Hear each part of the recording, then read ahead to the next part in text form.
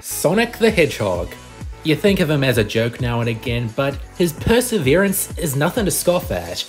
In the wake of Man of Action hitting an 8th animated series based on the long-running video game franchise, I wanted to take a look at the cartoon that established Sonic as we see him now, Sonic Boom. I know, it's pretty weird covering such a modern cartoon, but if it's based on a decades-old franchise, it's fair game. Plus, this has historical value as a major event for Sonic, in some positive ways and some negative ways, but let's start with the history behind it. Since being created by Sega in 1991, Sonic has appeared in animated form more times than you can count. Adventures of Sonic the Hedgehog, a wacky Looney Tunes inspired romp, Sonic Sat AM, a dark and gritty resistance story, the Sonic OVA, which has a fun art style but not all too impressive plot, Sonic Underground, the most official fanfiction ever made, and Sonic X, an anime all about a crying child. Sonic and his friends and enemies have such an appealing design and world to roam around in, but it's all presented so simply that it's no wonder so many different studios and teams have wanted to put their own spin on it across its history. But like the games, many of them are loved or hated affairs. No two Sonic fans like the exact same things, it's been so much for so long. And that leads us to the early 2010s, when Big Red Button were approached by Sega to develop their own take on the Sonic series that could appeal to Western audiences.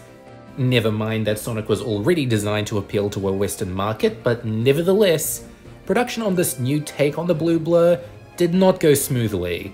With the video games, ideas and features were removed constantly, and then they were stuck on less powerful hardware than they thought they'd have. It's a long story, too long for me to cover, and it led to the video games, Sonic Boom Rise of Lyric and Shattered Crystal, bombing when they released in autumn 2014.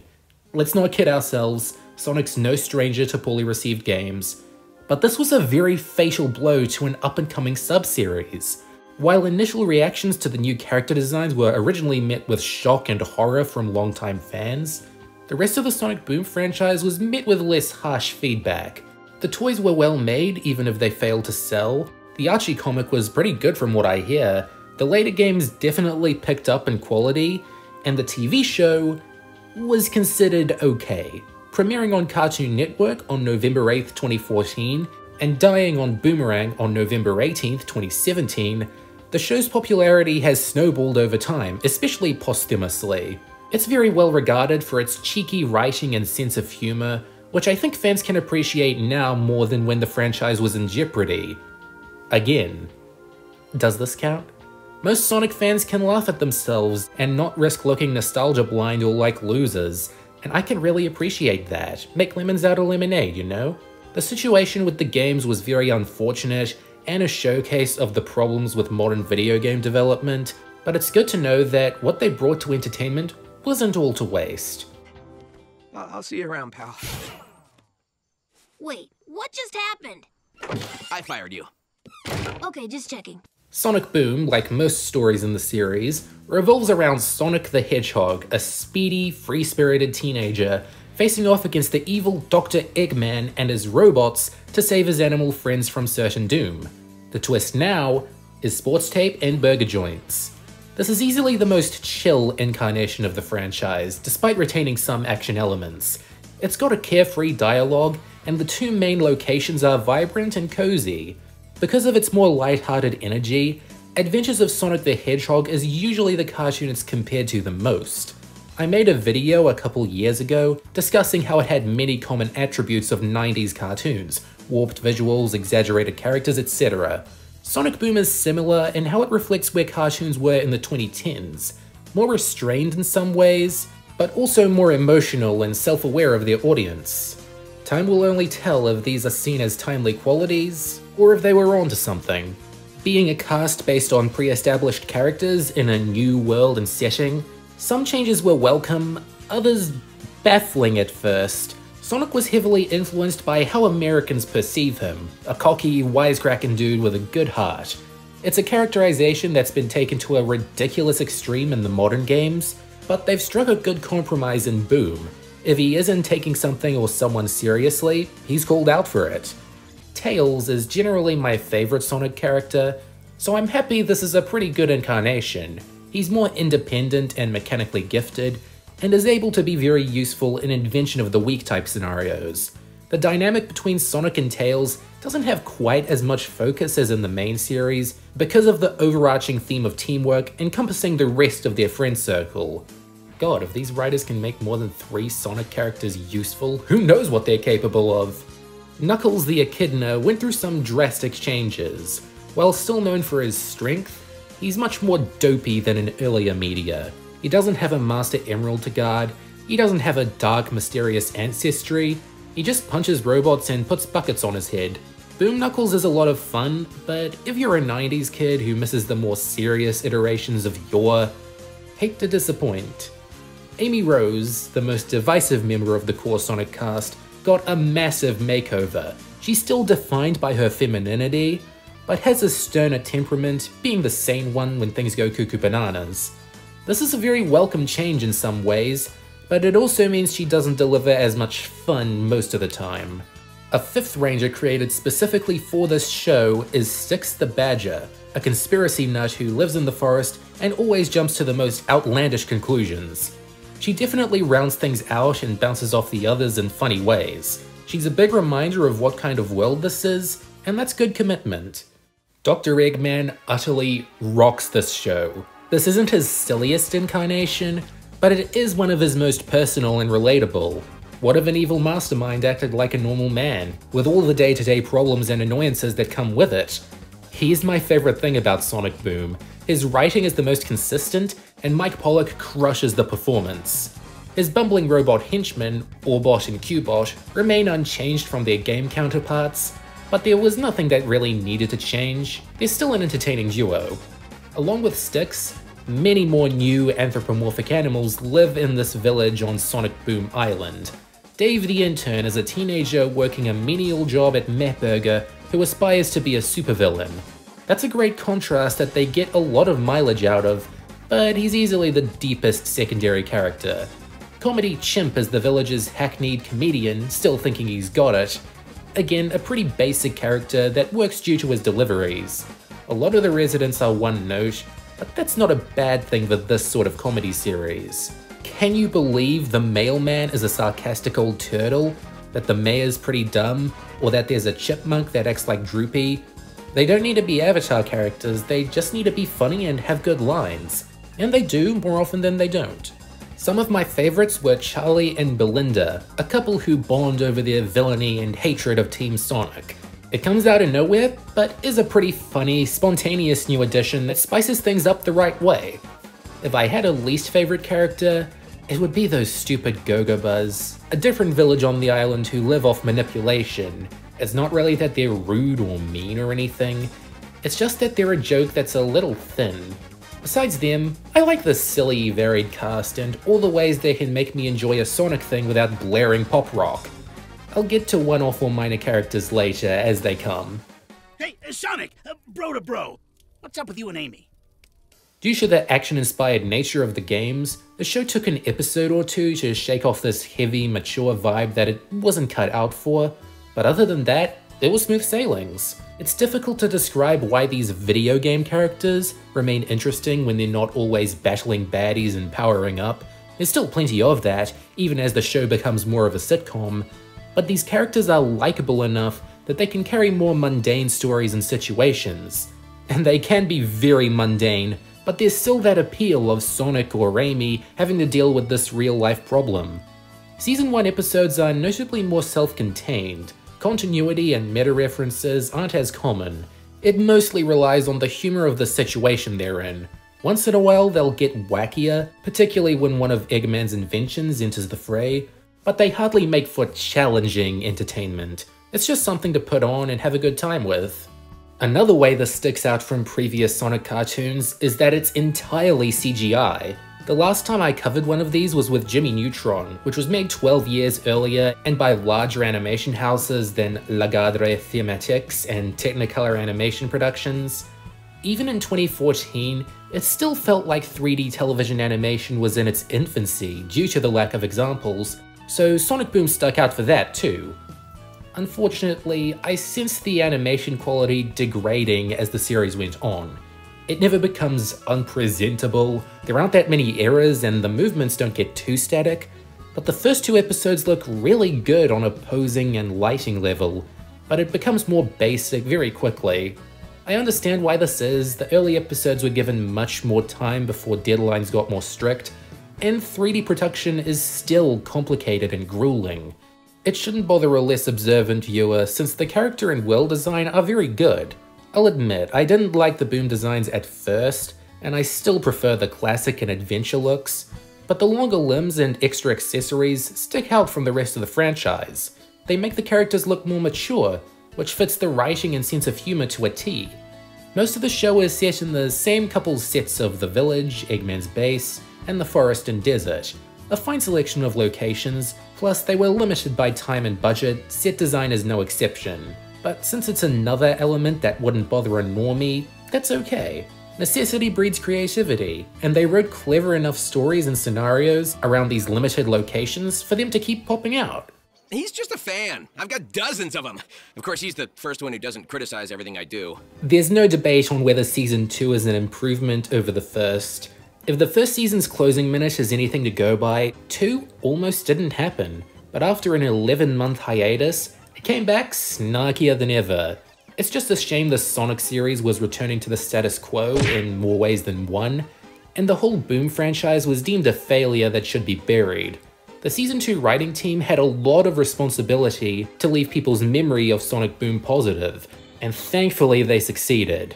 Many of the most famous jokes this season are the fourth wall jokes and meta references about the Sonic series and its fandom. Season 1 had a couple winks that they were a TV show, a couple nudges that they were part of a franchise that hadn't been consistently good in 12 years. But 2 was a different beast altogether. They loved drawing attention to their weirder quirks and secrets, all in good-natured ribbing. They still snuck in some fan service and Easter eggs to reward you for being a Sonic fan. This is what people remember about Season 2, and the show at large, but there's more they added here to keep you interested in this world. Some episodes went back to a more action-packed approach, and continuity became a bigger deal. They introduced a new character in the form of Morpho, a shape-shifting Eggman robot from another dimension, who represents the more tongue-in-cheek but also more epic tone they were leaning into. It helps that he's a fun character in his own right, being more devious but also a bigger screw-up, leading to his own kind of fun shenanigans. They also added an entire robot society that lives in the sky, that includes robot duplicates of Team Sonic. They're not the funniest addition ever, but they also add to that rising tone. No pun intended. One thing that really bothers me about Season 2, however, is the new lighting system they used. It was a decent fit for Eggman's base, but it makes the animal characters and village look too glossy. I'll go over this a bit too when I talk about the episodes, but the finale left me kind of empty. This isn't the first time a Sonic show's second season ended on a cliffhanger, but it's a whole lot weaker here. It's like the last page of a book just reading, and then they had a good run while it lasted. This is one of the longest running Sonic shows, though that definition's a bit tricky to nail down. One of them's the longest by the time between the premiere and finale, and another's the longest by runtime. Sonic Boom has the most stories, clocking in at 100 total, which counts for something. And here are 15 of my favorites. Battle of the Boy Bands is a display of the sillier side of the show, with a pop star taking over every girl's mind, and Sonic, Tails, and Knuckles needing to form a pop band to fight them. I like how everything falls into place just to keep the story going, and no one really minds it. Blackout is a very adventurous episode that takes our heroes from a dark night to a snowy mountain and into an ancient temple. Plus Tails keeping an emotional diary for an errand that's basically turning the lights back on is a charming little addition. The biggest fan is the show's designated creepy episode, where Sonic meets a fan of his and winds up in misery. It's pretty infamous for appearing to spoof one particular fan, but that kind of adds to this episode's weirdness and fear factor. Too Good to Be True really should have been named Knuckles and Knuckles. Here's their first crack at pushing harder science fiction into this world, and the result was another very entertaining role reversal. The meteor could have just been a tick on the old cartoon plot checklist, getting the Freaky Friday story done nice and early, but I like the way they utilize the performances and personalities of Sonic and Eggman to make it a lot funnier. Mech Suits Me is the most serious episode on this list for delving into the lore of the precursors, I mean the ancients. I like the threat this mech suit poses. Sonic gets stronger the more he uses it, but it makes him more violent and hostile. Hedgehog Day is another example of them putting Eggman in a movie, this time Groundhog Day, and the jokes writing themselves. As much as you'd want to see the flow of time be restored, the day resetting and Eggman's different ways of taking advantage of it pile up in a funny way. In the Midnight Hour shows why Styx is such a valid character. The moral of the story is that being a freaky conspiracy nut is valid when you're living in a world where the Dreamcast is successful. Designated Heroes shows us how Team Sonic is at its best as a team by having them fail hard against Eggman one-on-one. It's a long lesson about the value of teamwork with a tea break in the middle. Lair on Lockdown is the one where all the main characters are trapped in different rooms in Eggman's base and have to work together as teammates and comedic pairings. Where else can you get Knuckles and Eggman talking to each other, or Sonic and Cubot messing around on the Doctor's computer? The Curse of the Buddy Buddy Temple once again affirms that Sonic and Eggman have never been written better as foils. They're stuck together in a temple that forces them to work together to escape, so there's great action and suspense just because they don't get along. Where Have All the Sonics Gone tests Sonic alone, sending him to an alternate dimension where he doesn't exist and has to get all his friends together again. It sticks out well visually too, with the vaporwavy hue shift.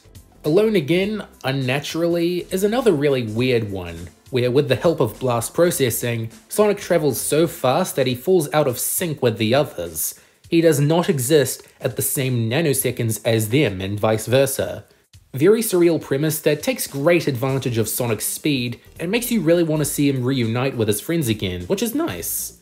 Mayor Knuckles captured a generation. They put this oaf in a position of power and made him the law. Of course it remained a timeless commentary on political ignorance, and it gave us a beautiful, beautiful meme. It's gotten to the point where if you start watching Sonic Boom on Netflix, this is the first episode they show you. I don't know how that's allowed, but I'm not complaining. Tails' Crush is my favorite episode overall, and not because I'm obsessed with shipping or anything, but it shows each of the characters' most entertaining strengths in a wonderful way. All their different perspectives on romance are funny to see play out, but not every episode was a winner. You know what I don't like about Strike? That Orbot and Cubot bring light to their poor working conditions and go on strike, but they don't improve by the end. I'm already not keen on when SpongeBob ended their strike episode this way. What makes you think Sonic could make it funnier? Guilt tripping is just a boring addition to the Go-Go Buzz and their only joke. I'm not really sure what I'm supposed to take from it. Sonic and Tails trying to out-guilt trip them was the funniest part, but they should have written more of it. Do Not Disturb really pushed Sonic's likability, with him being forced to live with Tails and not being a stand-up guy. Why does he have to live there? Boring endangered species stuff. Fortress of Squalitude is an early one where Eggman gets Amy to renovate his lair. It's down here because it's forgettable and thin on jokes. Forgivable since it's so early on, but it could put you off if you're watching in order. Nuck Nuck, Who's There is about Knuckles suffering from amnesia, then it isn't. Then it's about him reflecting on being the last of his kind, moving into a foster family, and getting on Charlie and Belinda's nerves again, but it probably isn't. The story here is very scattered, aimless, and I don't think the conclusion they left on was satisfying. But my least favorite episode of Sonic Boom is It Takes a Village to Defeat a Hedgehog, the Season 1 finale. It presents a big problem with the series at large, in the fact that they don't know how to use Shadow effectively anymore. They just keep him around for the sake of nostalgia, and put him in a world where he didn't belong just to make the finale a ratings trap. These bad episodes are more disappointing than they are frustrating. There wasn't much room for error anyway with only 19 hours of material. Overall, this is a pretty good show. Great jokes come at you regularly, and they have a solid grasp on how to make these characters work in a new setting and tone. While it feels like Sonic's back to normal, the Boom cartoon has left a big impression on the franchise. It's more tongue-in-cheek than ever now. I guess I do miss some of the earnestness, but laughing with the Sonic series is a great way to reflect on what it's been and what we value from it. I'd call Sonic Boom just a good show. Not this groundbreaking masterpiece, but there's nothing wrong with being just good. Plus, I appreciate its spin on the series and positive influence on the fanbase to never be unsatisfied by it. It gives you a good feeling, like you're lighter than air, and all you have to do is pause, unpause, and jump in midair. Goodbye for now. Coming up next, it's Chowder on Cartoon Network.